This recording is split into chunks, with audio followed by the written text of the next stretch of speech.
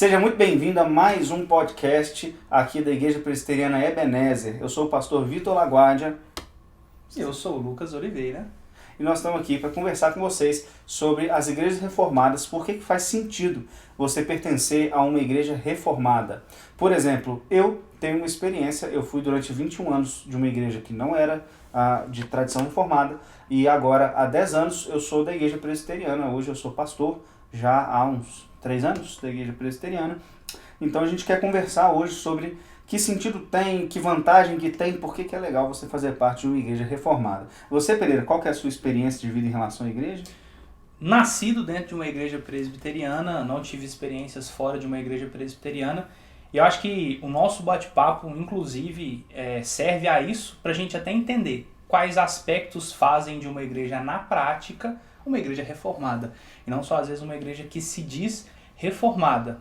Eu queria aproveitar essa sua experiência para te perguntar, o que foi a principal diferença, o que te motivou a mudar de igreja, a fazer parte de uma igreja presbiteriana reformada?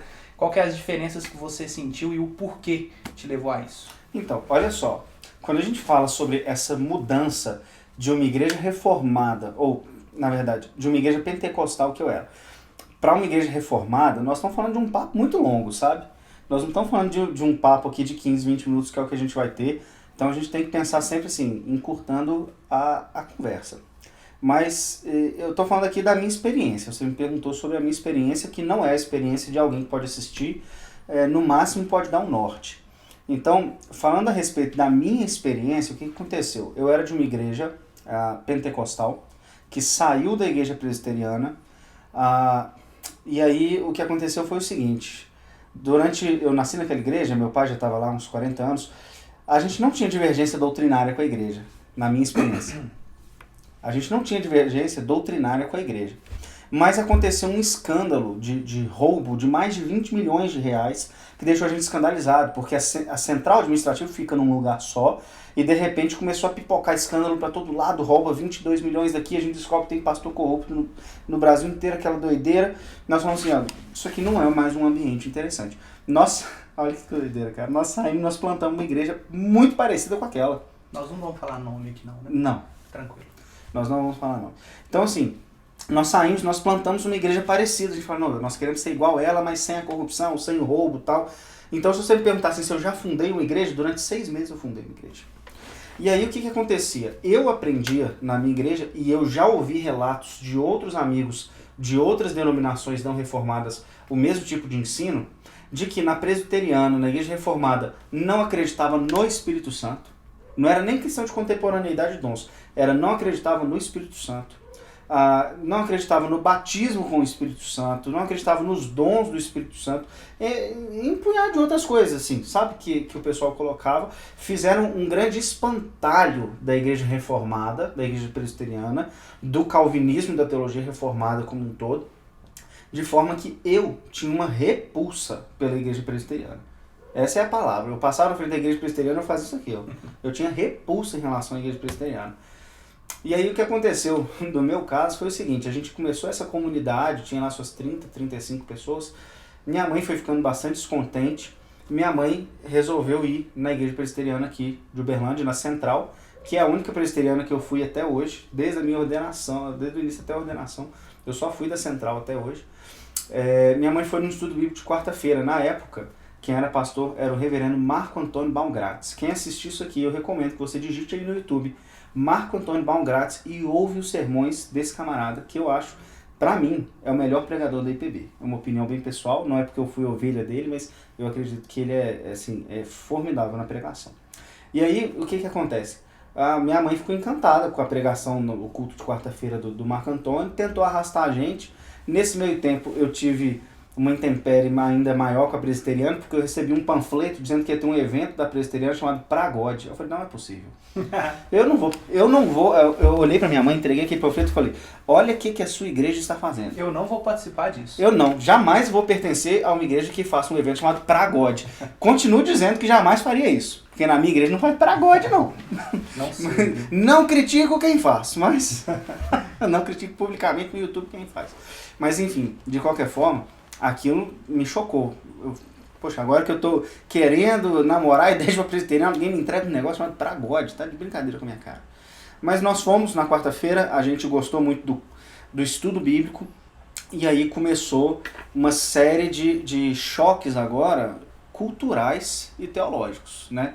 Essa foi a grande reviravolta da história, que é o choque cultural, e eu te confesso que é um choque cultural que permanece até hoje em muitas coisas, né? Eu vim de uma igreja que tem um caráter um pouco mais sectário, um grupo muito fechado, diferente da Assembleia de Deus, que é uma pentecostal, mas não é sectária, fechada, né?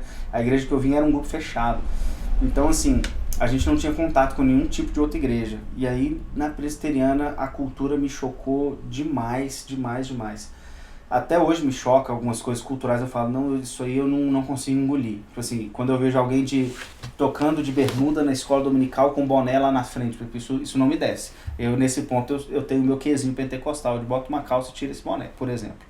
Né? Pecado não é, mas me dói aqui dentro, me dá um negocinho. Então, colocando bem assim, claro, para quem está assistindo, quais são as dificuldades que alguém que passa para uma igreja reformada, resumindo depois da minha história, né, as lições que a gente aprende, cara, primeira dificuldade, vai ter um choque cultural. Esse é o primeiro ponto que eu acho que tem que ser levado. Coisa que você não teve, porque você nasceu presbiteriano. Eu não sei, na sua igreja lá, era mais comum alguém ir de bermuda na escola dominical pregar ou tocar? Não era? Como é que funcionava? Não, era anormal alguém ir de bermuda. E tocar, e normalmente quando alguém ia, todo mundo olhava e já rolava aquele constrangimento. Mas acredito que por ser numa cidade menor, mais interior, muito tradicional, chupando pirulito, chiclete, boné, isso aí todo mundo normalmente já dava aquela olhada torta. Acontecia. Entendi. Já era. Na Central que também não foi tanta, não. Acontecia de vez em quando, mas eu já vi outras presbiterianas em que se torna mais normal isso. Isso me dava um choque. Então o choque cultural vai envolver roupa, porque normalmente se você é de uma igreja pentecostal, por exemplo, é possível que as mulheres todas usem saia ou vestido, e de repente você se depara com as meninas de calça, você começa assim, tudo bem calça, mas aí você vai no outro dia, elas estão de short. Aí você vai no outro dia, elas estão de micro short, aí você já começa a falar assim, opa... No outro dia elas estão de cropped. Exatamente. Aí a coisa começa a ficar difícil, né? E eu percebo muito problema com roupa feminina em igreja presbiteriana. Sabe, várias que eu já olhei, já visitei. Não estou dizendo que o certo é usar saia ou vestido, não é isso que eu estou dizendo, não. Mas tudo tem limite. Então você vai ter um choque, às vezes, em relação a ir no acampamento e as meninas estarem todas de bermuda, o que não é problema, mas se você vem de uma origem mais fechada, você vai estranhar isso. Você vai ter um choque com relação à música, talvez, né? Você conhece todos os hinos, Rude Cruz, clássico dos clássicos, você canta lá, como é que é o refrão do Rude Cruz na versão pentecostal, gente? Rude Cruz, eu não conheço. Você não conhece? Sim, eu amo a mensagem da cruz. De repente você chega aqui, o refrão é totalmente diferente no Inário Novo Canto, você fala assim, por quê? O outro era mais bonito. Né? Então você vai ter uns choques. Você chega na igreja presbiteriana achando, às vezes, que você vai encontrar uma igreja ultra tradicional, querendo isso e não encontra. Né? Às vezes você não encontra a igreja tradicional que você estava esperando encontrar. Né? Esse choque cultural ele vai envolver muita coisa, cara, muita coisa. Além do choque cultural, você vai ter claramente o choque doutrinário. O choque doutrinário ele vai rolar com certeza, porque você aprende uma coisa na igreja, eu que vim pentecostal pelo menos, né? Você aprende quase a ridicularizar o calvinismo. Quando você vem pro lado de cá, tudo começa a fazer um pouquinho mais de sentido, só que você tem muita dificuldade em aceitar. Né? Aceitar a doutrina reformada, ela não é fácil, porque inculcaram na sua cabeça que aquilo é quase demoníaco. Eu tenho um tio, irmão do meu pai, que ele já me falou assim, o calvinismo é do demônio. Ele é pastor de uma igreja pentecostal. Ele me disse que o calvinismo é do demônio. Então, peraí, essa é a visão de todos os pentecostais? Não é. Essa é a minha experiência. Né? Dentro do meu círculo de convivência, dentro do meu círculo de igreja, essa é a minha experiência. Então você vê muitas dificuldades. Eu quero dizer para quem está ouvindo o podcast ou para quem vai assistir no YouTube o seguinte, não é fácil você trocar de uma igreja para uma igreja reformada. Você vai encontrar quebra-mola para todo lado, cara. E avançando um pouquinho nesse sentido, é algo que acho que é algo que a gente às vezes não tem muito de forma objetiva, né? A gente fala muito de reforma, igreja reformada, mas quais pontos de fato a gente tem que analisar? Tanto para quem está pensando em vir e trocar de igreja, quanto às vezes para quem já está numa igreja que se diz reformada. Que pontos você elencaria como assim? Não, esses pontos aqui são pontos não negociáveis de uma igreja reformada. Fala um pouco pra gente. Tá. Então, olha só, pontos que você descobre que você está indo para uma igreja genuinamente reformada. O primeiro ponto diz respeito realmente à teologia da igreja, né? Se você vai para uma igreja que se diz reformada e a teologia não é reformada, você já tem alguma coisa meio esquisita no negócio. Porque é óbvio, né? Uma igreja reformada segue a teologia reformada. O que é a teologia reformada? Vamos colocar assim de uma forma resumida, assim, é realmente um pacotão rápido, mas vamos colocar primeiro os 5 solas, né? Sola Escritura, sola gratia, sola fide, solus Christus e soli Deo gloria.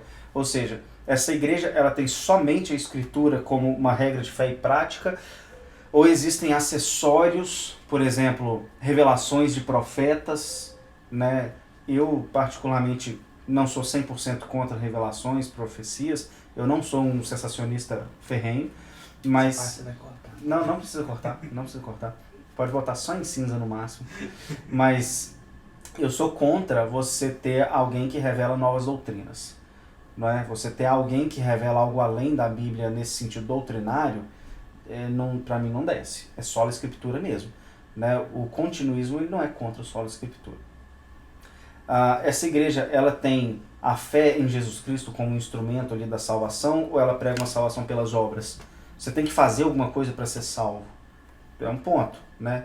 Você tem Jesus Cristo como centro de todas as coisas, tudo gira em torno da glória de Deus.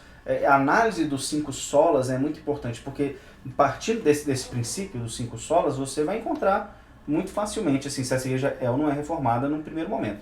E os outros pontos, talvez os 5 pontos do calvinismo, vale a pena uma análise, que aí você teria uma teologia um pouco mais profunda calvinista, né? Que é o famoso tulípia, a total depravação humana, por exemplo. Essa igreja acredita que o homem é um ser totalmente depravado, totalmente corrupto, a ponto dele não poder se relacionar com Deus sem que Deus intervenha. Essa igreja acredita que o homem não é capaz de por si só ser salvo. Isso é total depravação, né? Essa igreja acredita que a eleição da parte de Deus ela é uma eleição incondicional, ou seja, Deus escolhe quem Ele quer, porque quer, baseado no seu amor, na sua misericórdia. Ele escolhe sem olhar nada previamente em mim, ou essa eleição ela é condicionada pela minha fé. Bom, você vai ter um ponto de diferença. Essa igreja acredita, esse é um ponto questionável, né, que é a expiação limitada. Ela acredita que Jesus morreu por todo mundo, que ela morreu só pelos eleitos. Eu falo que esse ponto é questionado porque você tem os calvinistas de 4 pontos. Né? Eu creio que muitos anglicanos eles não acreditam na expiação limitada e eles não deixam de ser reformados. Mas é uma discussão interessante. Né? Essa igreja acredita que a graça é irresistível, ou seja, quando Deus chama a pessoa, ele vai atrair de fato essa pessoa para si, ou a pessoa pode resistir ao chamado, a graça é irresistível. E por fim, a perseverança dos santos. Essa igreja acredita que é impossível perder a salvação, porque se o pastor prega que não, você perde a salvação, depois você ganha a salvação, nós não estamos falando de uma teologia reformada da mais profunda possível. Eu analisaria esses 2 pontos primeiramente. A minha soteriologia, o que é soteriologia? A doutrina da salvação. Né? A minha soteriologia é uma soteriologia reformada. Do outro ponto de vista, então, os 5 solas, eles estão sendo respeitados nessa igreja? Se sim, eu começo a vislumbrar uma igreja genuinamente reformada. Agora, forma de governo é secundário. Por exemplo, você tem batistas reformados, você tem um punhado de batista que fala batistas reformadas, e a forma de governo deles é congregacional. Você tem episcopais reformados, que a forma de governo é episcopal, e o camarada reformado, os anglicanos reformados, por exemplo. Você tem o governo presbiteriano, que são talvez mais clássicos. Eu estou dizendo isso porque você pode falar assim, não, mas a única forma de governo reformada é o presbiteriano. Errado. Você tem os congregacionais desde a época da reforma, você tem os episcopais e por aí vai embora. né? Então, se você analisar só pela forma de governo, você não vai chegar. Também não vai olhar por causa de escatologia, né? Ah, fulano é pós-milenista ou até amilenista. O reformado de verdade é um ou outro. Não, o reformado de verdade pode ser qualquer coisa nesse sentido aí. Eu teria alguma dificuldade com um reformado dispensacionalista, porque aí realmente mexe na doutrina da aliança, que é o próximo ponto que eu analisaria, né?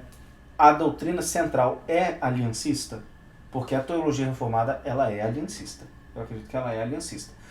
Isso não significa necessariamente batizar a criança, né? Isso não significa necessariamente. Embora eu tenha grande dificuldade com igrejas reformadas que não batizam criança para entender o aliancismo deles. Eu ainda não cheguei nesse nível de compreensão. Mas também não tive tanta oportunidade de discussão com algum amigo batista reformado. Na verdade, eu não tenho nenhum amigo batista reformado para discutir isso. Então, mas pelo menos ser aliancista, eu acho que é um ponto importante. Eu acho que isso vai te nortear bem, se você está realmente numa igreja reformada ou não. E pensando nesses aspectos, né, do que a gente olha e entende se a igreja é de fato uma igreja que preza por esses pontos e que é reformada, para quem está assistindo e às vezes está se identificou os pontos e pensa, às vezes a minha igreja não está seguindo nesse sentido, nesse caminho, o que eu devo pensar, o que eu devo fazer, eu devo mudar de igreja, não, de forma prática para quem está assistindo, que se identificou com isso, entende, gosta da doutrina reformada, o que a gente falaria para ela? Cara, eu vou dar aqui uma opinião bem pastoral, sabe? Uma opinião bem pastoral sobre o assunto. E eu digo uma opinião bem pastoral porque nesses meus 10 anos de igreja presbiteriana, eu já tive não uma, nem duas, nem 10, nem 20 pessoas me procurando. Foram muitas pessoas me procurando com essa dúvida. Mudo ou não mudo de igreja? O que passa na cabeça de muita gente? Talvez você que esteja ouvindo esteja se identificando com isso agora. O camarada pensa assim, eu amo a minha igreja local, eu amo a denominação que eu estou agora, e eu estou conhecendo a teologia reformada, e eu quero que as pessoas ao meu redor também conheçam, então eu vou ficar aqui. E eu ficando aqui, eu vou começar a pregar essa teologia para ver se eu consigo mudar o ambiente, pelo menos, se eu mudar pelo menos o ambiente onde eu estou, eu vou ganhar alguma coisa, eu vou trazer uma bênção para a vida dessas pessoas, porque eu conheci uma boa teologia e eu estou trazendo para cá agora. Eu acho esse pensamento completamente equivocado. E eu vou dizer por quê. Primeiro motivo pelo qual eu acho esse pensamento equivocado é que eu acho que isso é uma desonestidade com a sua igreja local. Veja bem, eu sou pastor presbiteriano. Aí imagina que alguém vai lá na Assembleia de Deus, descobre o arminianismo, você, por exemplo, que nasceu presbiteriano, descobriu o arminianismo e achou, não, o arminianismo é que é verdade, o calvinismo não. E aí você vem para a minha igreja e dentro da minha igreja você começa a pregar o arminianismo porque você acha que você está fazendo bem. Eu vou te tirar no tapa. Eu falo, meu filho, pode parar com isso. Por quê? Porque a nossa igreja, ela é calvinista. Se você não concorda, quem tem que sair é você, não mudar. Eu sou contra você tentar mudar a teologia de uma igreja que está caminhando. Isso é desonestidade com a igreja que você está. Ela não pensa desse jeito e ponto. Existe uma igreja reformada para você, né? Além disso, você pode criar um problema local, cara, de criar drama na vida das pessoas, às vezes desnecessário. Eu já vi isso acontecer. Se a pessoa tá bem lá também, não mexe com ela não, cara. Entendeu? Se ela tá numa igreja que você discorda da teologia, mas ela tá vivendo bem daquele jeito assim, com Deus, verdadeiramente uma fé, deixa ela lá, sabe? Às vezes quem muda de uma pentecostal para reformada, fica tão empolgado que quer trazer todo mundo. Eu falo assim, cara, às vezes deixa ela lá. Você tá fazendo melhor, né? Do que você simplesmente querer trazer todo mundo. Eu acho que gira muito em torno disso, sabe? De uma desonestidade intelectual e de criar problemas que você não precisaria. Eu acho que a melhor opção nesse ponto é pegar o seu banquinho e sair de mansinho.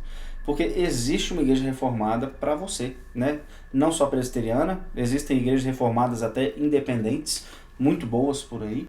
Então eu acho isso. A pessoa, quando ela se sente incomodada doutrinariamente, depois a gente vai fazer um podcast só sobre quando sair da minha igreja.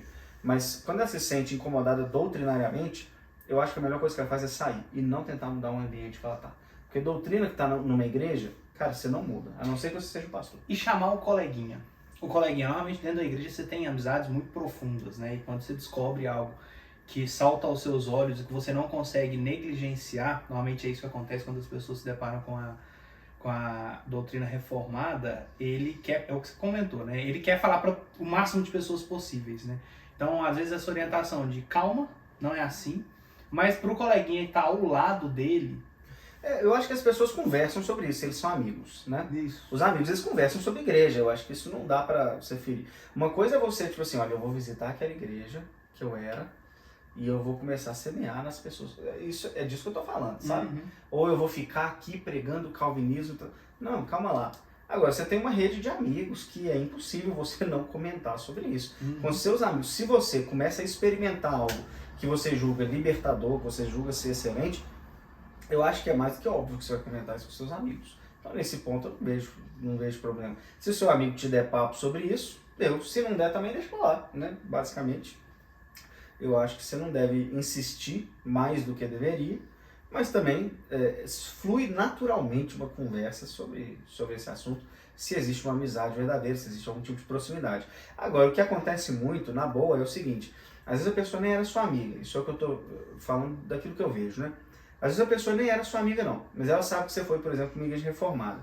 Aí ela começa a ouvir o Augusto Nicodemos. A primeira pessoa que ela vai ligar vai ser você.